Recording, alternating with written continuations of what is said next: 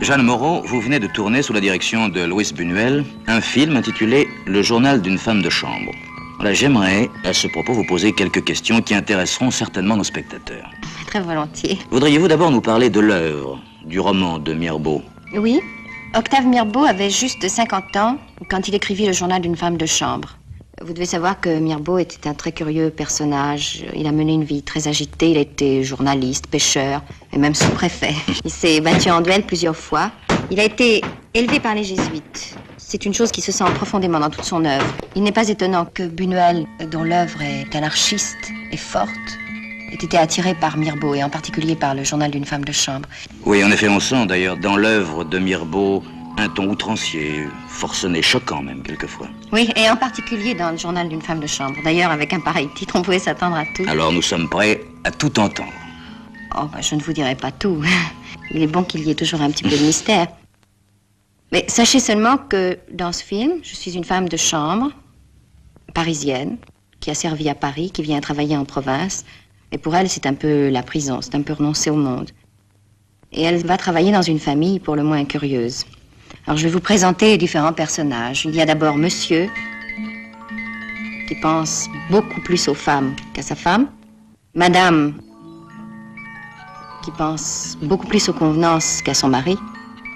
Il y a le père de Madame, qui adore les femmes, mais qui adore surtout ceux qui représentent pour lui la femme, c'est-à-dire les bottines.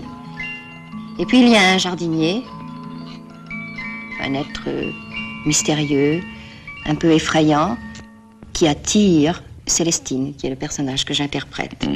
Et puis, il y a un capitaine, un voisin, un homme assez violent. Alors, et vous, le personnage que vous interprétez? Eh bien, au milieu de tous ces gens-là, Célestine essaie de rester elle-même. Son rêve, c'est, enfin je le crois du moins, d'avoir à son tour une femme de chambre. Dites-moi, Jeanne Moreau, c'est la première fois que vous tournez avec Luis Buñuel. Oui. J'ai été très touchée par sa patience. Il dirige les acteurs avec énormément de précision et de gentillesse. Il est d'une très grande curiosité, rien ne lui échappe. Il passe des heures entières à étudier la forme d'un col ou d'un vêtement. Il a le sens de ce qui est vrai. Et puis, c'est un homme d'une très grande bonté. On a l'impression qu'il sait tout des hommes et qu'il a une très grande indulgence et qu'il les aime et il les plaint en même temps. Et c'est vraiment un homme passionnant. Merci, mais Jeanne Moreau, tout ceci ne me donne pas le genre du film. Qu'est-ce que c'est? Est-ce un drame? Oui et non. Est-ce une comédie? Oui et non. Est-ce une étude de mœurs? Oui et non. Alors, une énigme policière? Oui et non. Comment définir ce film? Ben, c'est un film de Buñuel.